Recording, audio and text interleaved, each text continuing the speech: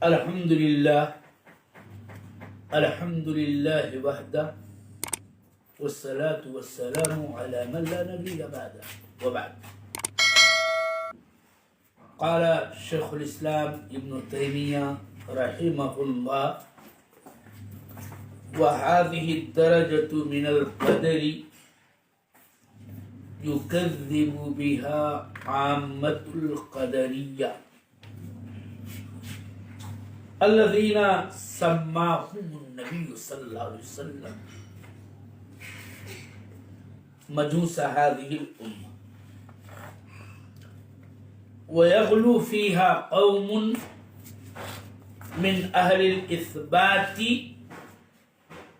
حتى سلبوا العبد قدرته واختياره ويخرجون عن أفعال الله وأحكامه حكمها ومصالحها.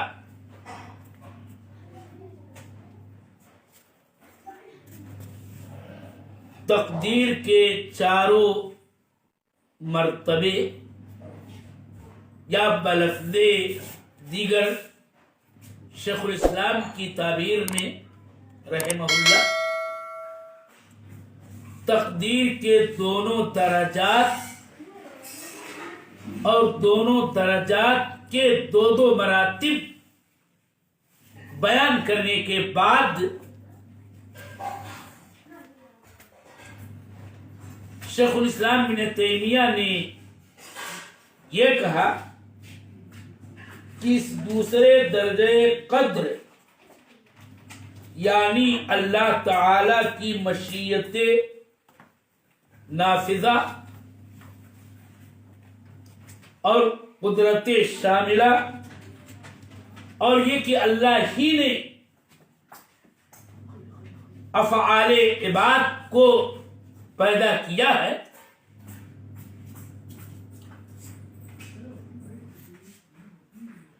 اس درجے کا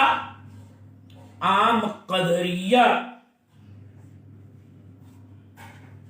انکار کرتے ہیں، اس کی تکذیب کرتے ہیں.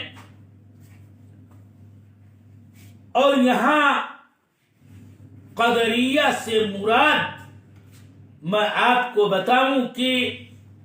قدریہ کا وہی مشہور نمائندہ فرقہ مراد ہے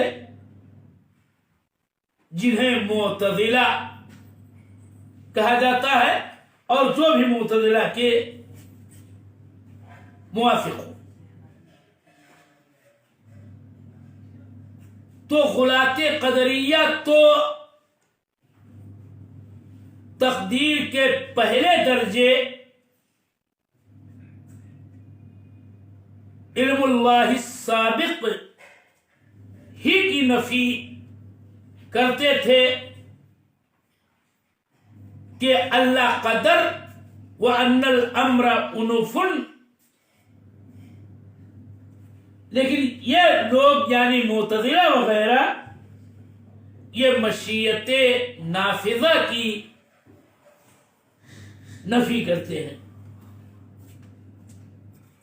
اور بعض قدریہ ایسے ہیں اور انہی میں معتزلہ بھی شامل ہیں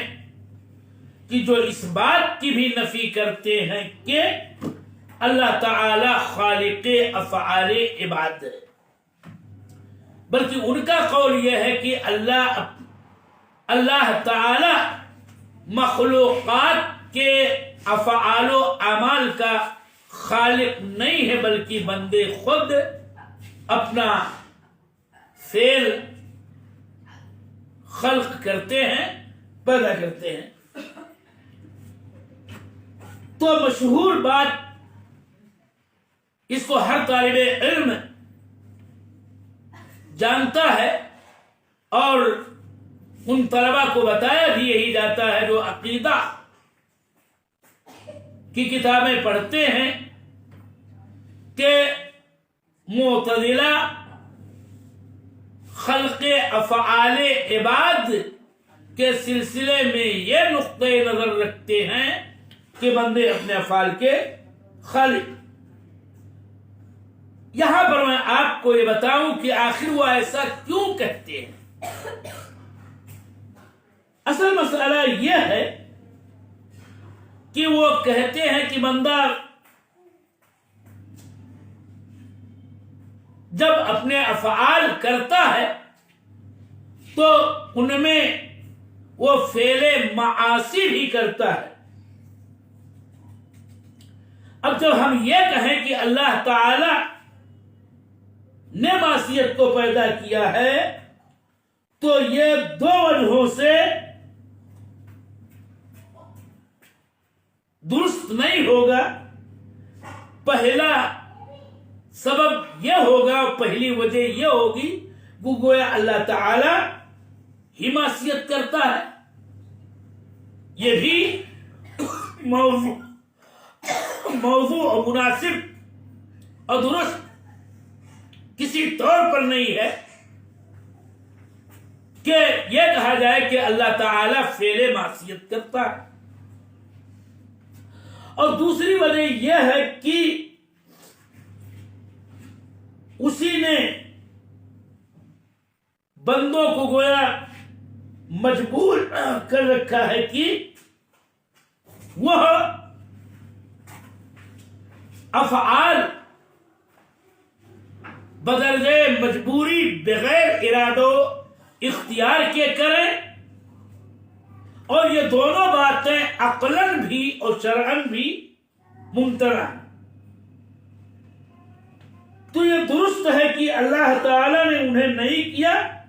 بلکہ یہ کہنا مناسب ہوگا کہ بندوں نے ہی اس اپنے عمل کو، خواہ عمل طاعت ہو یا عمل معصیت، اسی نے پیدا کیا ہے۔ اور یہی وہ اساسی اشکال اور شبہ ہے جس کی بنیاد پر قدریہ میں کے مشہور فرقہ معتزلہ اور ان کے ہمنوا اللہ تعالی کو خالق افعال عباد نہیں مانتے ہیں۔ واضح ہے کہ ان کی یہ بات درست نہیں ہے، بلکہ نصوص اس بات پہ دلالت کرتے ہیں کہ اللہ تعالی ہی آسمان و زمین کی جملہ مخلوقات کا خالق ہے، اور یہ بھی نص سے ثابت ہے، جیسا کہ پچھلے دروس میں بتایا گیا کہ بندے اپنے افعال کے حقیقی فاعل ہیں۔ اور یہ بات بھی نصوص ہی سے ثابت ہے کہ خواہ عمل طاعت ہو وہ بھی بندہ اپنے اختیار و ارادے سے کرتا ہے، اور اس اختیار و ارادے کا خالق اللہ ہے۔ لہذا اللہ تعالی تو خالق ہے، اور اسی طرح سے اگر فعل معصیت ہے تو بھی وہ اللہ تعالی ہی پیدا کرتا ہے، اور اسی کی مشیت نافذہ اس میں کام کرتی ہے۔ اور گویا یہ بات بالکل نہ عقلاً نہ نقلاً نہ مناسب ہے، بلکہ اللہ تعالی کے مشیت عامہ کے تابع پوری کائنات اور آسمان و زمین کے اندر جو کچھ بھی ہونے والے امور و حوادث ہیں سب اسی کے تابع ہیں۔ اور بات ارادے کی اگر ہم کریں تو بار بار یہ بات بتائے گی کہ ارادے کی دو قسمیں ہیں، ارادے کونیہ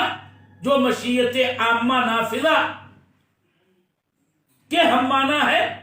اور ایک ہے ارادے شرعیہ جو اللہ جل وعلا کی رضا اور محبت کے مترادف ہے۔ لہذا ایک بندے کا فعل معصیت یہ اللہ جل وعلا ہی کی مشیت کے تابع ہے اور اس کے ارادے کونیہ ہی سے وہ عمل میں آتا ہے۔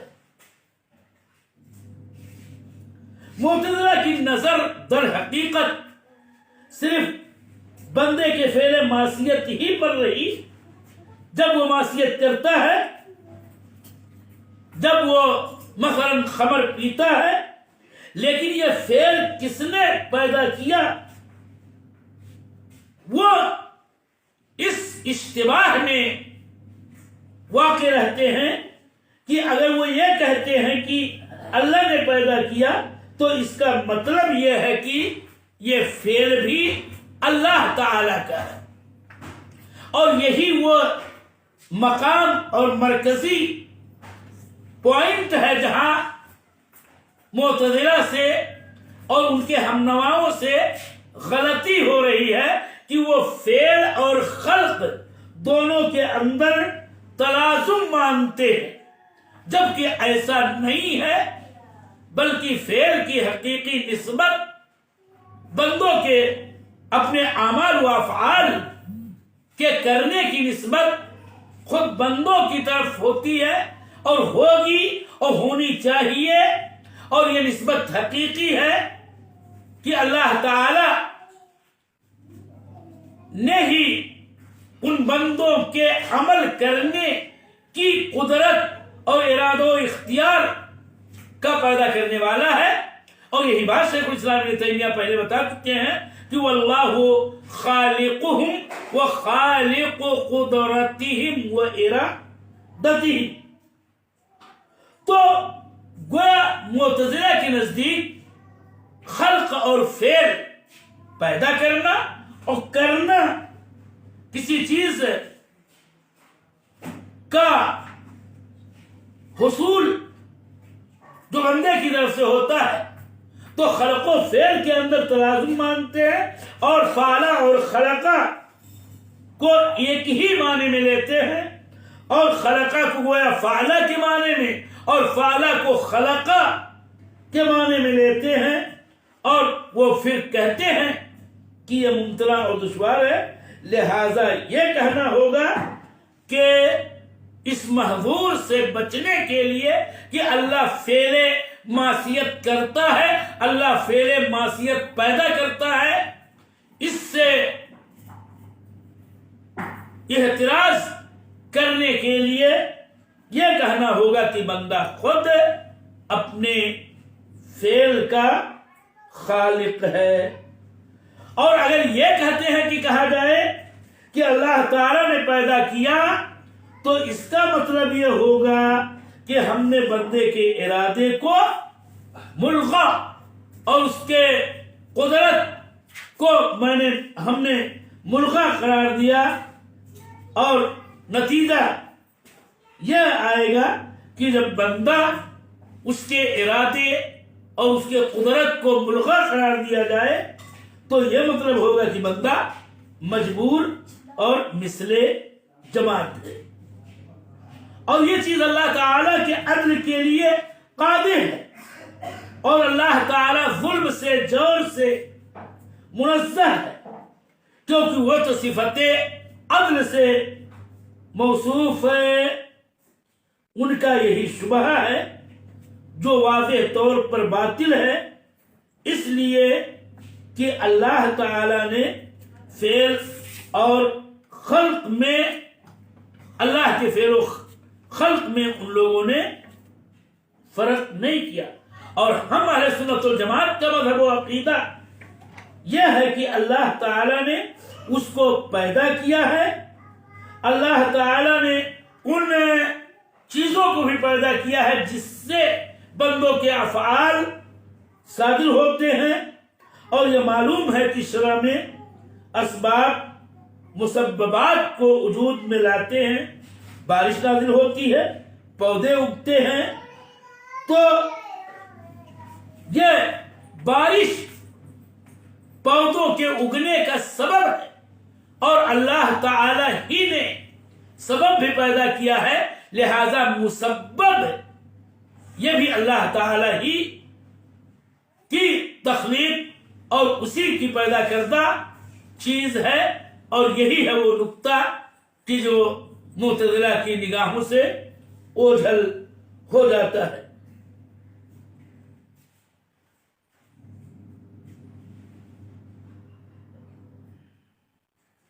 اور آگے شیخ الاسلام ابن تیمیہ نے ایک بات یہ کہی تھی کہ وَيَغْلُو فِيهَا أَهْلُ الْإِثْبَاتِ، تقدیر کے اس دوسرے درجے مشیت و خلق و ایجاد دونوں مرتبوں میں قدریہ کے برعکس تقدیر میں اثبات کی جہت سے غلو کرنے والی ایک قوم ہے کہ جنہوں نے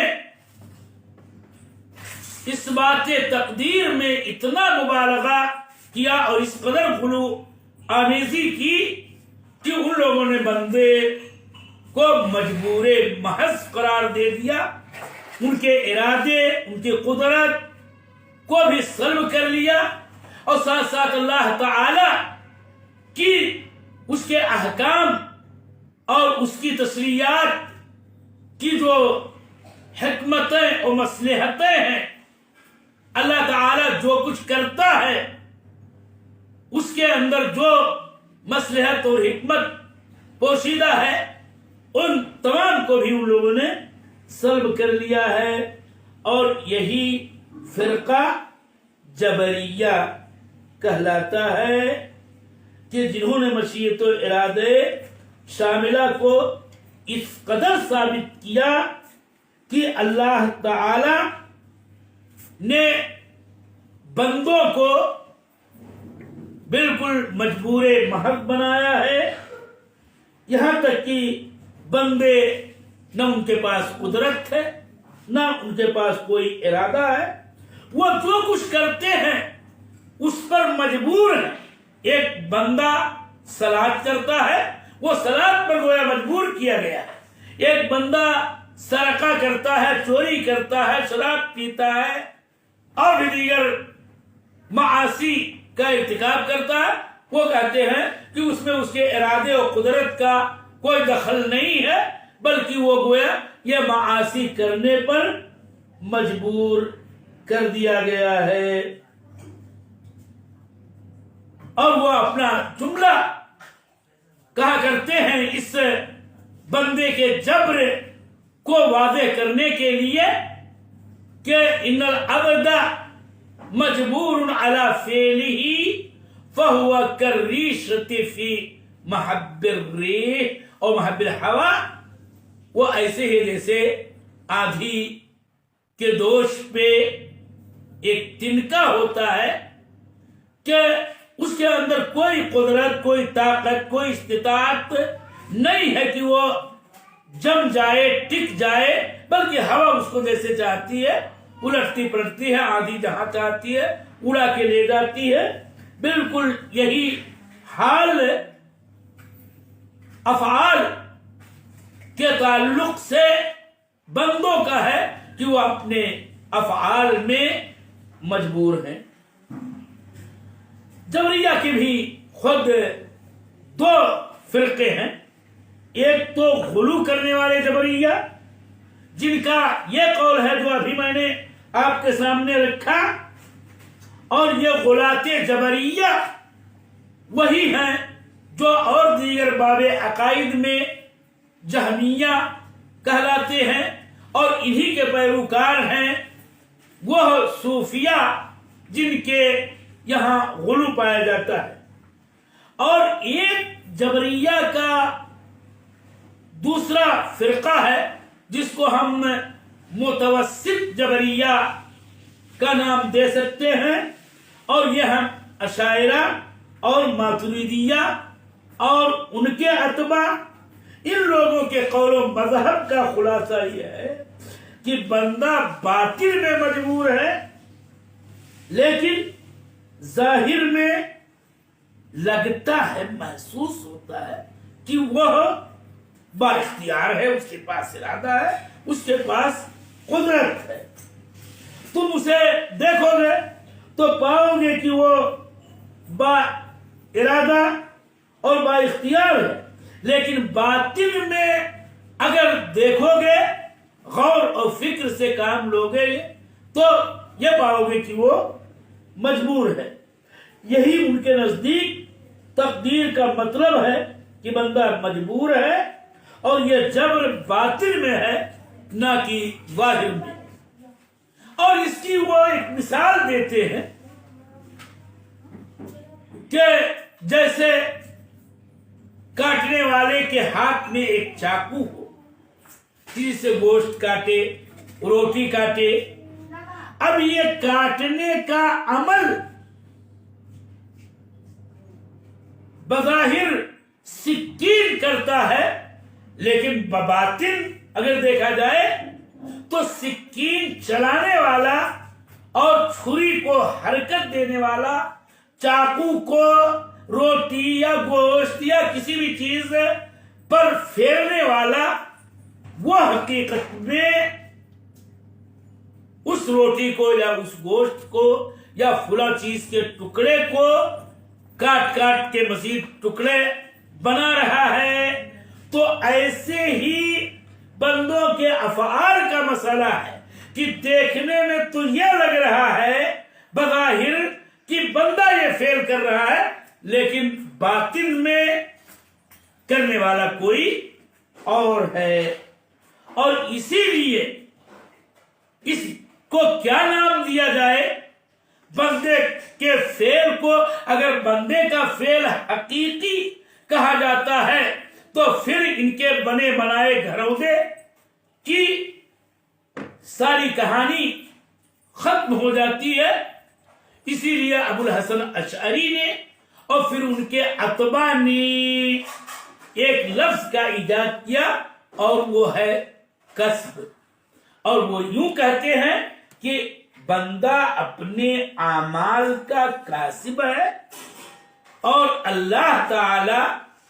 بندے کے افعال کا خالق ہے۔ لیکن یہ ہے تعبیر، اور اس طرح کی جو درمیانی راہ بنانے کی کوشش کی گئی ہے، دلائل سے اس کی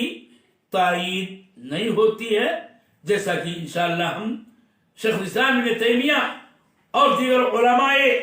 سلف کی تحریروں کی روشنی میں کل کے درس میں واضح کریں گے۔ وصلی اللہ علیہ وسلم۔